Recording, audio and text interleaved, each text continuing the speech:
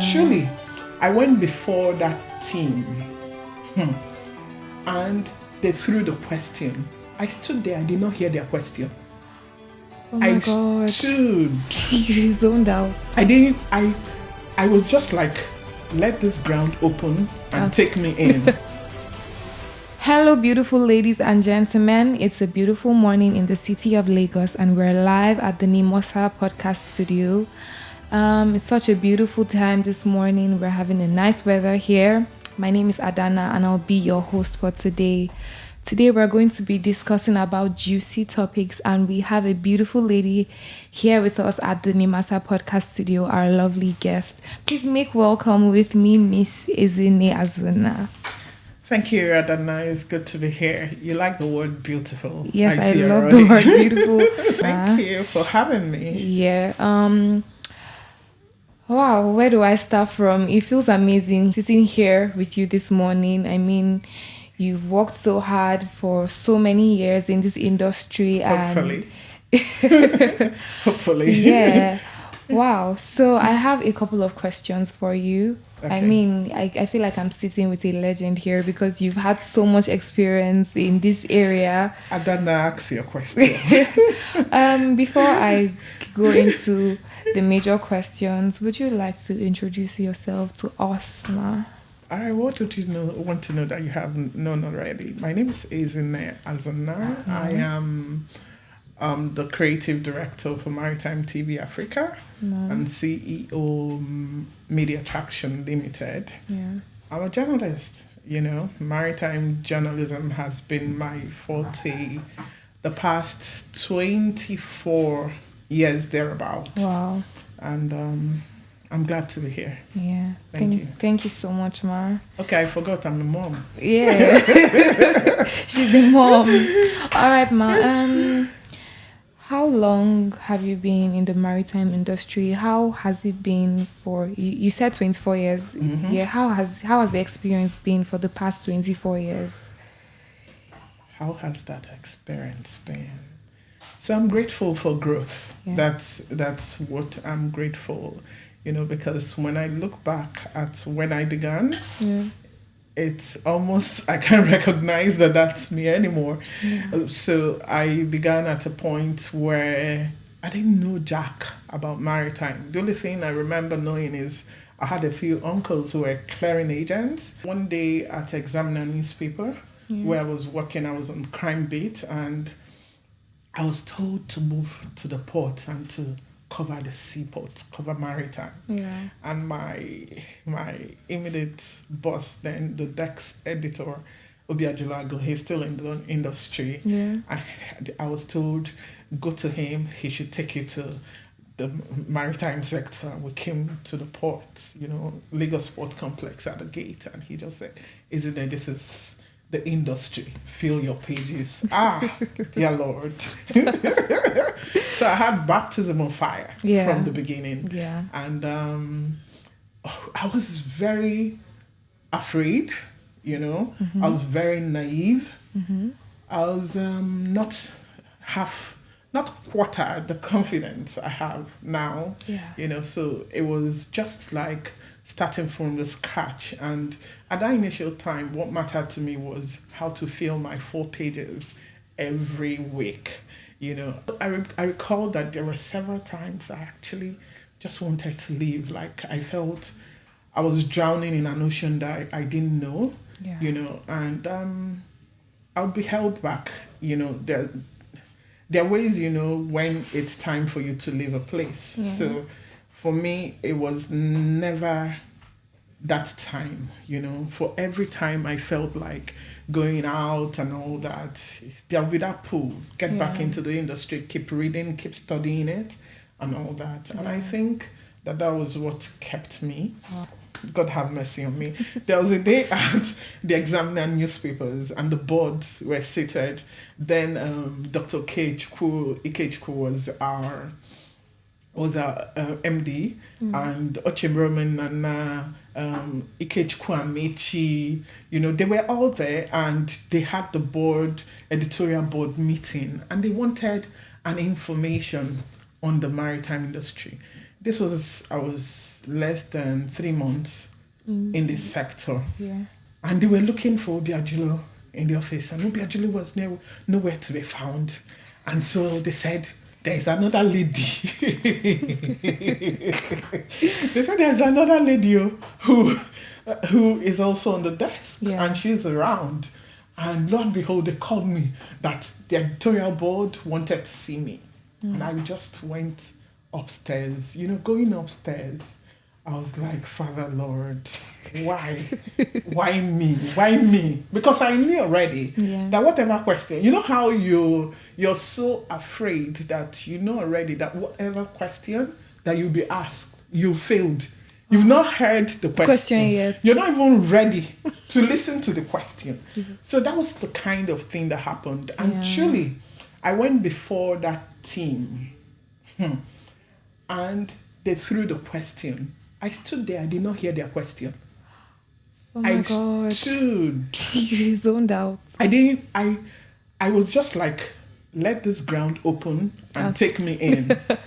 So when they saw that nothing was forthcoming, they were kind. Yeah. They kindly told me to go and let them know when Obiajulo is back. Yeah. Oh, gosh. When I left there, it was a terrible experience for me because I'm also a bit very hard on myself. I'm a perfectionist. Yeah. So it took me over 6 months, to forgive myself. Like, how on earth you could have attempted, you could have done something, you cannot, and the decision, the resolution I made from that event was never to be caught unawares anymore. Yeah. And that was what drove me to studying the industry. That gave birth to the many things we're seeing today in the industry that we do. So I'm able to pick patterns in the industry. I'm able to see the vacuums. I'm able to also say, okay, if we do this, then we do it well. And that enriches your journalism. That enriches the project you get into. Yeah, wow, that's amazing. Everybody has a story, and it's such an honor to be listening to yours as a young person in the same area. As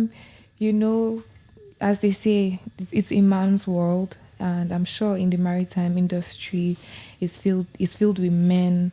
And you've managed to be successful. You've managed to navigate your way through, and you're excelling in this field. How did you do it? Because So first of all, forget it. I am a tomboy.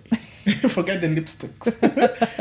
I grew up climbing mangrove trees. Wow. I grew up doing everything that guys do. So for me, I do not see that dichotomy.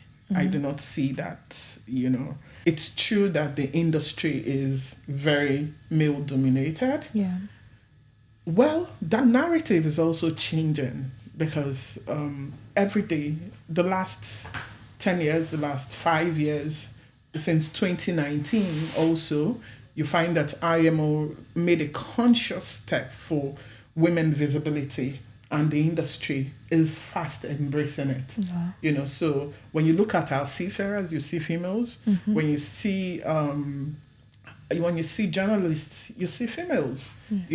Even journalism itself had before now not even recognized women. So on the beat, you're all called males, even though we have the female side of it. So I think what that did for me, starting out as a media person in the industry, is to prepare your mindset. So you're not, you prepare your mind. So you're not expecting to be showered with graces because you're female. You're expecting that when you do the work and it makes difference, then you receive your accolade. Yeah. But where you do not do the work and you begin to make excuses for, with whatever thing you go through as a woman, then there can be limitations to what you do. Yeah.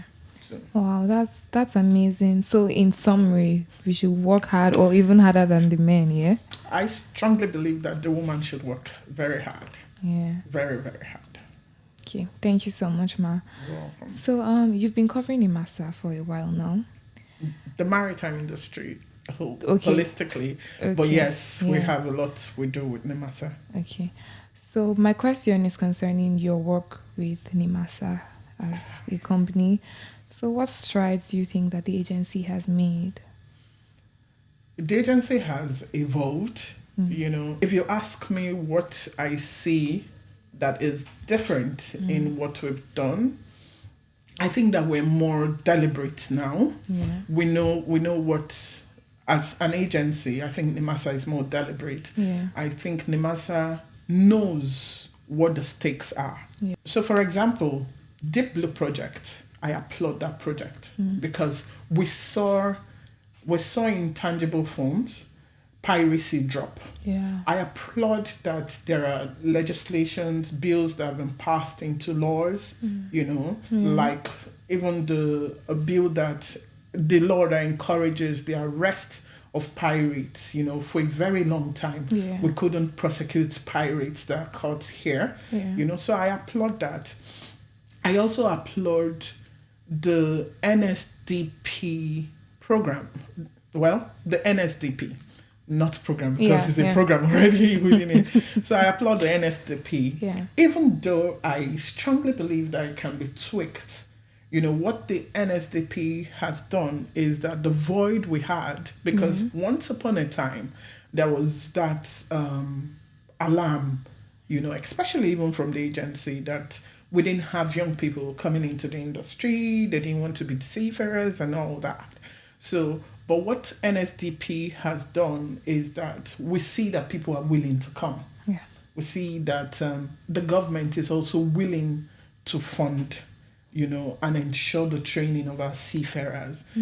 There's a whole lot to be done, but the truth is a lot has also been done. Yeah. Thank you so much, Ma. If not, we won't even be where we are. Yeah, facts. We won't even be here currently. All right, Ma. Let's talk about your company. What programs are you running now as a company? And are those programs open to the general public? Okay, so media traction, one of the things we do news, so we do Maritime TV Africa. About 2008, we started the very first online news platform in the industry called the Nigerian Maritime News. Wow. So anywhere people want to engage us on those platforms, we are able to.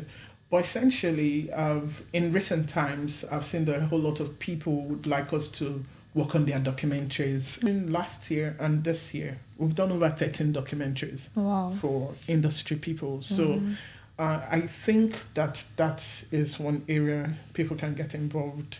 And then, of course, news, do projects for the industry. So we've done the Nigerian Maritime, the Nigerian Ship Finance Conference and Exhibition, and we partnered with Nimasa, we partnered with the Ministry of Transportation. In fact, we had the then minister come in, Right Honorable Chibika Amici. He graced our occasions, the DGs of Nimasa, the MDs of the agencies and industry were all partners in that work. And it still does go on, even though we're not doing the loud conferences anymore. Then the Maritime Rights Project is something that is dear to me, because in the same way that Nimasa spotted the vacuum and said we needed seafarers to come in, that's our own way of saying seafarers can come in. So what do we do with that project? We recognized that literature, novels that we're exposed to, even from childhood till we grow, African novels, rarely, the statistics is 1% that talks about the industry. Yeah. So we did a study, we called a psychologist to know the implication of that and all that. And then what we did was to create this, that every year we train people to write literature on the industry. Wow. And at the moment, 3 compendiums of 16 short stories, 18, 666, 18 short stories by these writers, and at the African Maritime Art Exhibition, which is another project we do every November, that would have that public reading. Yeah. And we hope we're doing just that. Yeah, you are. I mean, that's so amazing, especially about the literature books. I don't think I ever saw or ever read. Excuse me. Sorry, bless you. I don't think I ever saw or ever read any book that had to do with the sea. You didn't read Chicken and the River. Okay. Okay. But that one was counts. River. Yeah. That was River. And then possibly you also read Robinson Crusoe. No. You didn't. No. Daniel Dafoe. I didn't. You didn't. Oh dear. You should read. I should. You should read I it. should. Yeah. You guys are doing such amazing work. Thank you. We ride on your support. So, I have like a bonus question. Okay. So, have you met the new DG of Nimasa? One-on-one, no, but I've been at, I think, 2 events now. His maiden event for the industry, Okay. and then his interaction with the media. Okay. So I've been there. Okay. That's okay. What's your take? Oh, I thought the bonus question was, Yeah, it has 2 parts. The first part you've answered. what's my take Yeah. on what? About him? What do you think? About him? Yeah. If Oga hears what I have to say, I'm sure he'll be watching. if he hears what I have to say, so he's not very predictable. Yeah. That's the first thing you take from him, because he has a demeanor that keeps you wondering, oh, okay, and then he giggles like he just did. He giggles a lot, and as a media person at that beginning, I was like, should we take him seriously? Should we really?